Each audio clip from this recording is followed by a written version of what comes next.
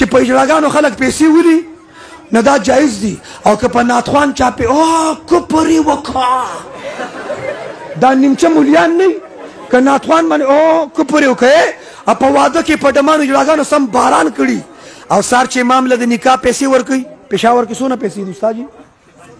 څومره نه د نکاح پیسې امام له څومره ورکوي 500 ته خو 5000 زه دې حیران کړم 5000 خو به په ټول کال کې نه دي څومره ورکوي په واده کې به په ډمانو اجړاګانو د پیسو باران کړي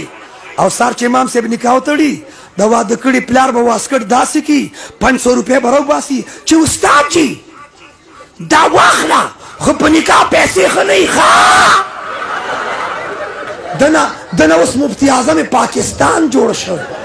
هغه په ډمانو چې دي شیندلې